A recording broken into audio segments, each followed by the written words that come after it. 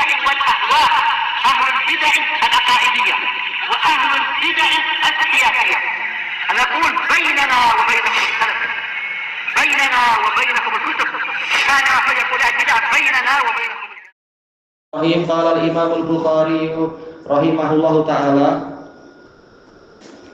Al-haditsu al-arba'umi'ah, hadis yang ke-400. Haddatsana Muslim, qala haddatsana Hisham, qala haddatsana Yahya ibnu Abi Katsir an Muhammad bin Abdurrahman an Jabir qala kana Rasulullah sallallahu alaihi wasallam yusalli ala rahilatih. Dahulu kala Rasulullah sallallahu alaihi wasallam sering sholat di atas kendaraan beliau, haitsu tawajjahat, kemanapun kendaraannya menghala, mengarah, jadi beliau ikut saja. Fa idza arada al-faridah, kemudian jika Nabi ingin sholat wajib, nazal, maka beliau turun. Fastaqbala al-qiblah, kemudian beliau menghadap ke kiblat. Ya, kalau tetap di atas kendaraan, mungkin kendaraannya pusing sana, menghadap ke sini, U-turn apa-apa, susah nanti. Maka kalau sholat wajib harus turun, biar boleh menghadap ke kiblat. Kecuali situasi yang sangat susah di atas kapal terbang, mau turun susah, turun di awan susah juga. Demikian pula yang di kapal, kalau mau turun susah di tengah lautan, ini dapat udzur. Tayyib, di sini Imam Bukhari meriwayatkan dari Muslim, beliau adalah Abu Amr Muslim bin Ibrahim al-Farahidi al-Basri, siqah. Qala haddatsana Hisham, beliau adalah Hisham bin Sambar ad-Dustuwai al-Basri, siqah, min asbatin nas, asbatun nas fi Qatadah. Tayyib. Kemudian qala haddatsana Yahya bin Abi Katsir. Yang Hisham tadi, Hisham ad-Dustuwai Abu Bakar. Yang ini Yahya bin Abi Katsir, beliau adalah Abu Nasr Yahya bin Abi Katsir. Beliau Kufi ya kalau tak salah ya, anak agak terlupakan, Kufi atau Madani. Sepertinya Madani Kufi, Yahya bin Abi Katsir. An Muhammad bin Abdurrahman, beliau Abul Aswad, Muhammad bin Abdurrahman al-Madani, Abul Aswad. An Jabir, Abu Abdullah Jabir bin Abdullah Al-Ansari Al-Khazraji radhiyallahu anhuma. Apa ceritanya? Karena Rasulullah sallallahu alaihi wasallam yusalli, sering salat ala rahilati, di atas kendaraannya. Ini menunjukkan besarnya perhatian Nabi untuk senantiasa menjalin hubungan dengan Allah Ta'ala, sebagaimana disebutkan oleh Al-Hafidz Ibnu Rajab ad-Dimashqi rahimahullah, as-shalah silatun bainal abdi wa rabbih. Salat adalah penghubung antara hamba dengan Rabbnya. Kalau rajin berhubungan, rajin mendekat, maka Allah akan cinta dan sayang pada dia dan akan membantu dia, dan seterusnya. Hadis-hadis tentang ini banyak menunjukkan walaupun dalam situasi safar, dalam situasi ini itu, Nabi berusaha untuk senantiasa rajin mendekat kepada Allah dengan salat. Tayyib. Kemudian dikatakan di sini haitsu tawajjahat, kemanapun kendaraannya itu mengarah. Ini keringanan. Soalnya kalau terus-menerus berusaha menghadap ke kiblat, ini akan timbul masyaqqah, terutama kendaraan di waktu itu ya, naik onta, naik keledai, naik kuda. Kalau kita selalu berusaha ke arah kiblat padahal kendaraannya sedang berbelok kemana misalkan, karena jalan tidak selalu lurus juga. Kalau kita memaksakan ke arah kiblat, ini masyaqqah, akan sangat menyusahkan. Sementara kaidah mengatakan al-masyaqqah tajlibut taisir. Kesulitan itu akan mendatangkan pemudahan agar kita mendapatkan kemudahan. Berarti apa? Boleh untuk menghadap kemanapun. Tapi kata para fuqaha disunahkan awalnya pertama kali ketika takbir diusahakan menghadap kiblat kalau memungkinkan. Kalau tidak pun tidak mengapa.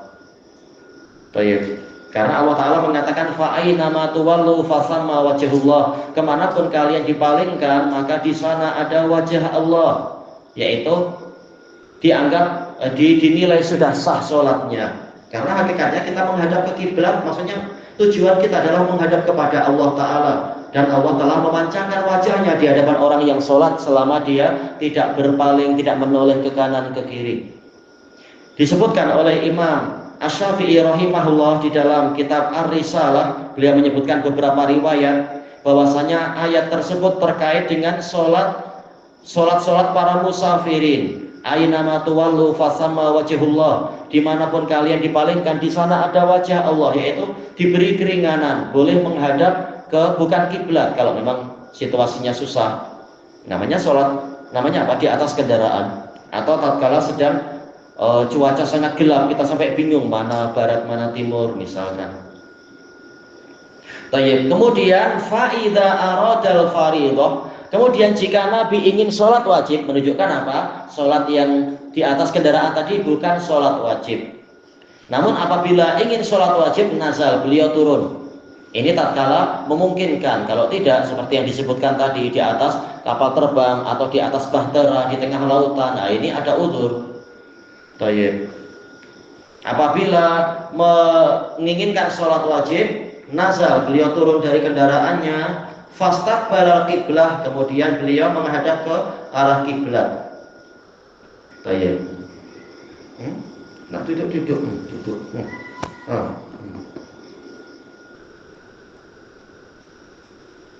Baik. Ini menunjukkan untuk sholat wajib itu sangat ditekankan untuk menghadap ke kiblat, karena memang itu adalah syarat sah sholat, menghadap ke kiblat. Baik.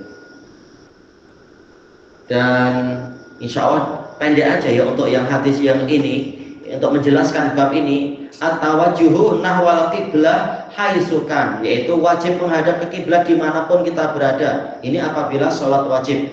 Adapun kalau sholat sunnah, maka ini mustahabnya demikian. Sholat sunnah tak perlu wajib ke arah kiblat. Iya, menurut Ibnu Hajar seperti itu dalam syarahnya. Tapi jelas apa? Selama tidak ada kesulitan, kita menghadap ke kiblat seperti yang asal dari pensyariatan. Baik.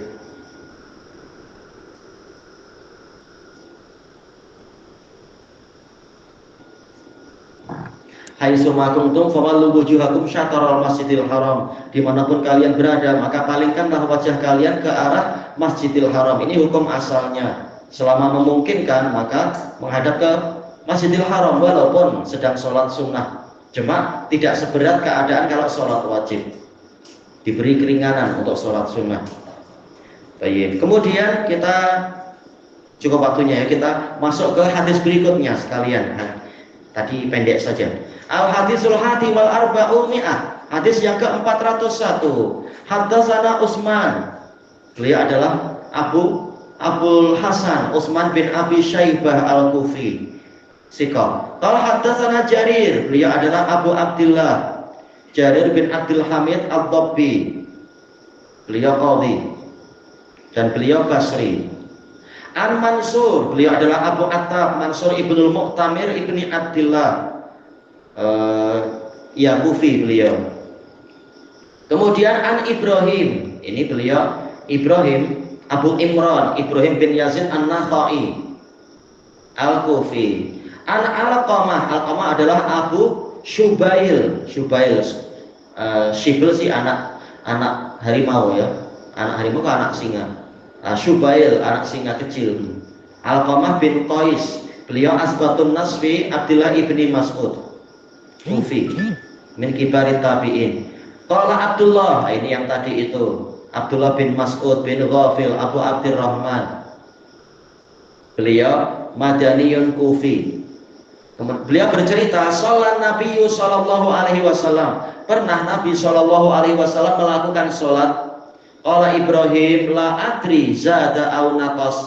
Saya tidak tahu apakah Nabi waktu itu menambah atau mengurangi. Mungkin apa sedang sangat sibuk sehingga sholatnya tidak seperti biasa, agak lupa misalkan. Falamma salam, tatkala beliau salam, dalam riwayat yang lain ini beliau sholat duhur.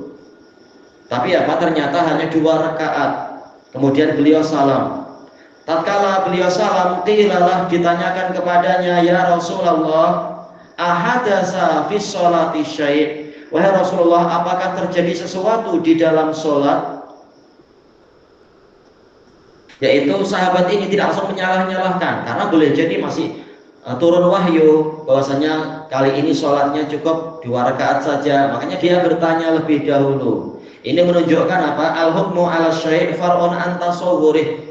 Dalam kitab usul fikih itu punya Ibnu Najjar Al-Hambali Al-Futuhi, hukum terhadap suatu perkara adalah cabang dari penggambarannya. Sebelum jelas penggambarannya, sahabat tidak langsung menyalahkan, tapi bertanya lebih dahulu. Qal wa madza, memangnya apa yang terjadi, kata Nabi. Qala shalaita kadza wa kadza. Qalu, orang-orang mengatakan Anda sholat demikian dan demikian, yaitu Anda mengqashar sholat. Fasanna rijlaih, maka Nabi melipat kedua kakinya, wastaqbala qiblah, dan beliau menghadap ke kiblat, wasajada sajdatain. Ini dohirnya untuk kali ini, untuk riwayat yang ini dohirnya beliau sholatnya lebih, tapi dalam riwayat yang lain sholatnya kurang. Ini kali ini sholatnya lebih, ya namanya sibuk, terkadang pikiran jadi terkacaukan sedikit. Kali ini sholatnya lebih, mungkin apa? 5 rakaat misalkan. Makanya Ibrahim ragu, kali ini sebenarnya ini riwayat yang kemarin atau bukan. Kemarin maksudnya riwayat yang lain itu kurang sholatnya.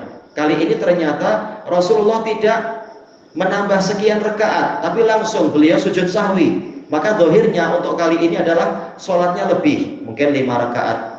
Maka langsung beliau menghadap ke kiblat, ya sih sebenarnya menghadap kiblat dulu ya, tapi kemudian baru melipat kakinya untuk ambil posisi, wasajada sajdatain, beliau sujud 2 kali. Yang menjadi sisi pendalilan tadi apa? Walaupun sujudnya sekedar sujud sahwi, tapi tetap wajib menghadap ke kiblat, karena ini terkait dengan sholat wajib. Summa salam, kemudian beliau mengucapkan salam. Falamma aqbala alaina biwajhih, tatkala beliau menghadap kepada kami dengan wajahnya, beliau mengatakan, innahu law hadatsa fi sholati syai' lanabba'tukum bih. Seandainya terjadi sesuatu dalam sholat, yaitu ada wahyu yang baru, syariat baru, pastilah aku akan memberitahukan itu kepada kalian.